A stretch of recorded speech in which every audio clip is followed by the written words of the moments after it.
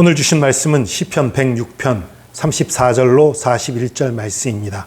시편 106편 34절로 41절 말씀 받들어 읽겠습니다.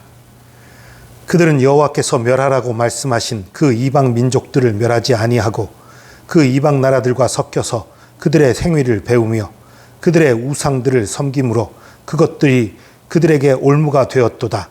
그들이 그들의 자녀를 악귀들에게 희생제물로 바쳤도다. 무죄한 피, 곧 그들의 자녀의 피를 흘려 가나안의 우상들에게 제사함으로 그 땅이 피로 더러워졌도다. 그들은 그들의 행위로 더러워지니 그들의 행동이 음탕하도다. 그러므로 여호와께서 자기 백성에게 맹렬히 노하시며 자기의 유업을 미워하사 그들을 이방 나라의 손에 넘기심에 그들을 미워하는 자들이 그들을 다스렸도다. 아멘. 34절 보니까 여호와께서 멸하라고 말씀하신 그 이방 민족들을 멸하지 아니하고 가나안 땅에 있던 족속들, 가나안 땅에 있던 원주민들 그들을 멸하거나 쫓아내라고 하나님 말씀하셨어요. 그런데 그렇게 못했어요. 그렇게 안 했어요. 이 부분을 읽을 때 가끔 그런 분들이 있어요. 하나님 좀 너무하신 거 아니냐고. 어떻게 멀쩡히 잘 살고 있는 가나안 족속들을 다 죽이거나 쫓아내라고 하시냐. 그건 하나님이 좀 너무하신 거 아니냐. 어쩌면 이스라엘 백성 중에도 그런 마음으로 쫓아내는 걸 포기한 사람이 있었는지도 모르겠습니다. 그런데 아니에요. 창세기 15장에 보면요. 아브라함에게 하나님이 약속하시는 약속의 내용이 나옵니다. 내 자손을 많게 하겠다는 약속 가운데에 너희 자손이 이방의 객이 돼서 노예 생활을 할 것에 대한 간접적인 예언이 있어요. 그리고 4대 만에 이 땅에 돌아올 것이다 말씀하시는데 그 이유가 한동안 이방 민족을 섬기다가 돌아오게 되는 것, 이집트 노예 생활하는 것에 대한 얘기겠지요. 그렇게 되는 이유에 대해서 뭐라고 말하냐면 아직은 아모리 족속의 죄악이 가득 차지 아니하였기 때문이다 라는 말이 나와요. 아브라함과 그 자손에게 가나안 땅을 줘야 되는데 가나안 족속들의 죄가 아직 가득 차지 않았어요. 그러니까 그들을 벌할 수가 없어요. 그들을 벌하고 쫓아내야 이스라엘에게 줄 수 있는 건데 죄 없는 자들을 벌할 수는 없고 쫓아낼 수 없다. 그런 얘기예요. 죄가 가득 차게 되면 그때 이스라엘을 통해서 그들을 벌하면서 차지하게 하겠다는 그런 의미가 들어있는 거예요. 결국 가나안 땅을 이스라엘에게 주신 것은 이스라엘에게 대한 축복임과 동시에 가나안 족속들의 죄악에 대한 징벌이었던 거예요. 그러니까 그것은 하나님의 공의에 합당한 거예요. 사실 가나안 족속들의 죄악은 엄청나게 컸어요. 특히 그들이 믿는 종교들이 너무나 악했어요. 인신제사를 하는 종교들도 많이 있었고요. 또 그 대표적인 가나안 종교인 그 바알과 아세라 그 종교들은 음란함이 아주 극에 달한, 그러니까 신전 사제들과 다른 사람들이 서로 성교를 해야 하는 그런 게 의식 속에 아예 들어있는 그런 거였어요. 그리고 가진 자, 힘 있는 자의 종교였어요. 가진 자, 힘 있는 자가 연약한 자를 누르게 하는 그런 종교였어요. 그러니까 하나님 보시기엔 너무너무 악한 우상이었어요. 여러분, 이 성경에서는, 구약 성경에는 우상에 대해서 아주 미워하면서 철저하게 멸하라고 계속 나와 있어요. 그러니까 이게 성경대로 하려면 오늘날도 우리 다른 종교들, 불교나 여러 종교들을 미워하고 그들을 철저히 멸해야지. 그런 문제 아닙니다. 여러분, 불교가요, 물론 이제 어느 종교든 한 구석에 타락한 사람들이 있으니까 불교에도 좀 안 좋은 분들이 있을지 모르겠어요. 근데 그런 얘기가 아니라 불교의 가르침이나 대다수 불교를 믿는 사람들은 그냥 도덕적이나 세상적인 기준으로 보면 나쁜 사람들 아니잖아요. 괜찮은 사람들이에요. 그러나 하나님을 모르기 때문에 구원은 없지요. 그런데 그러기 때문에 우리가 이 다른 종교에 대해서 지금 품어야 될 마음은 불쌍히 여기는 마음이에요.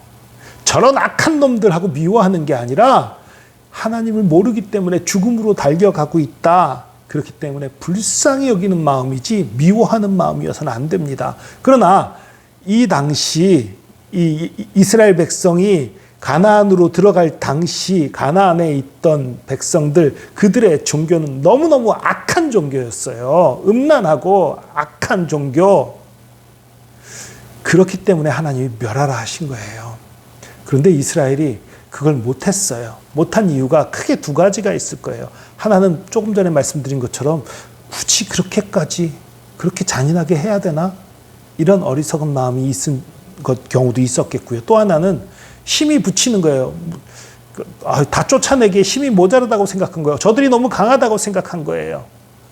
그래서 쫓아내지 못한.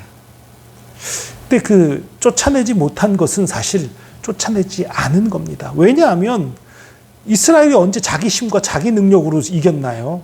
다 하나님의 은혜와 하나님의 능력, 하나님의 함께 하심으로 이겼는데 그걸 기억치 못하고 세 보이면 안 싸우는 그런 어리석음을 범한 거예요. 그래서 가나안 땅에서 이방 족속과 일부 섞여 살게 됐어요. 섞여 사니까 어떻게 됩니까? 그들의 풍습이 이스라엘에 들어오는 거예요. 영향을 받는 거예요. 그 음란하고 악한 종교들, 심지어 인신 제사까지 하는, 자기 자녀를 불사르기까지 하는 이 악한 종교에 물드는 그런 일이 벌어진 거예요. 그러니까 하나님이 진노하시지요. 가나안 족속이 음란하고 악하고 더럽고 추하니까 쫓아내고 이스라엘을 그곳에 심은 건데, 이스라엘마저도 그곳에서 악하고 음란하게 더럽고 추하게 하나님을 분노케 하는, 그렇게 하니 하나님이 어떻게 그들을 놔둘 수 있어요? 그러나 차이는 있지요. 이스라엘은 그래도 하나님께서 언약을 맺고 자녀 삼으셨던 그런 민족이기 때문에 벌하시되 영원히 벌하시지 않는 거예요.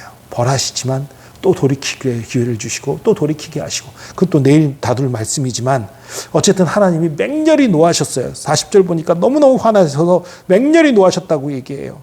그래서 자기의 유업, 자기의 소유가 된 이스라엘을 이방 나라 손에 넘겨주고 그들의 미워하는 자들이 그들을 다스리게 만드시는 그런 일까지 벌어진 거예요. 여러분 기억하십시오. 오늘날 우리가 이 땅에 살면서 믿지 않는 사람들과 섞여 살 수밖에 없습니다. 이방 사람들, 예수 믿지 않는 사람들과 완전히 분리된 삶을 살려면 지구를 떠난 수밖에 없어요. 그건 말도 안 되는 거죠. 섞여 살아야 해요. 그러나 그들의 사고방식과 그들의 음란함과 그들의 풍습을 우리가 본받아서는 안 되는 거예요. 오늘날 많은 사람들이 그렇게 얘기해요. 그 성적인 개방, 자유 이런 것들을 얘기하지요. 혼전 순결을 얘기하면은 그런 고리타분하고 낡은 생각을 가졌다는 식으로 생각하고, 또 남녀 단 둘만 사랑을 얘기해도 낡은 생각이라고 생각해요. 그리고 어떻게 함께 살아보지도 않고 결혼할 수 있냐고.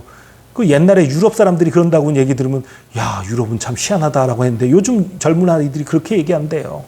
우리나라도 지금 그렇게 돼가요. 그런데 그걸 많은 그리스도인들이 수긍해가고 있어요. 그리스도인들이 그러한 습관들, 그러한 이 세상의 음란함과 타락해버리는 그 습관들을 닮아가서는 안 되는데 물들어가고 있어요. 안 돼요. 단호하게 배격해야 합니다. 그들을 미워해서 그들과 싸워서 때리라고 그런 얘기가 아니에요. 우리의 마음을 지켜야 한다는 것입니다. 세상에서 뭐라고 말하든지, 세상이 어떤 말을 하든지 우리는 하나님의 말씀대로 순종해야 하는 것입니다. 세상의 풍조가 이렇게 어떻게 변하든지 우리는 하나님의 말씀대로 순종하고 말씀대로 살아가야 하는 거예요. 우리의 마음을 지켜야 합니다. 우리의 생각을 지켜야 합니다. 그렇지 못하면 하나님이 미워하는 것들을 우리가 배우는 거예요. 하나님이 미워하는 것들을 우리가 배우게 되면 우리도 하나님께 혼나게 됩니다. 예수 그리스도의 그 거룩한 보혈로 말미암아 예수 그리스도를 믿는 우리가 하나님으로부터 버림받을 수는 없어요. 버림받을 수는 없지만 많이 혼날 수는 있습니다. 부모가 자녀가 잘 되기를 바라면 때로는 징계가 필요해요. 하나님께서 때로는 우리에게 징계를 하시는 거예요. 우리의 죄악이 너무 크고 너무나 잘못된 길로 가면 하나님이 진노하시고 징계가 있는 거예요. 여러분, 그런 면에서 하나님을 두려워할 줄도 알아야 됩니다. 하나님 사랑 많으신 분이고 너무너무 좋은 분이지만 우리의 악한 것들을 그대로 놔두시지 않는 분이라는 점에서 하나님을 또한 두려워할 줄도 알아야 돼요. 여러분, 세상 풍조에 물들지 마시기 바랍니다. 세상 사람들이 이렇게 산다고 우리도 그렇게 살아서는 안 됩니다. 우리는 세상 사람들이 살아가는 방식을 따라가는 것이 아니라 하나님의 말씀을 따라 살아가야 하는 것입니다. 기도하겠습니다. 주님, 이스라엘이 세상 풍조에 물들었을 때에, 이방 풍속에 물들었을 때에 하나님을 진노하게 하시고 그로 말미암아 그들이 나라를 뺏기게 되고 이방의 다스림을 받게 되고 여러 가지 고난과 아픔을 겪었던 것을 기억합니다. 주님, 우리가 예수 그리스도를 믿기에 우리가 하나님으로부터 끊어질 수 없는 것은 압니다.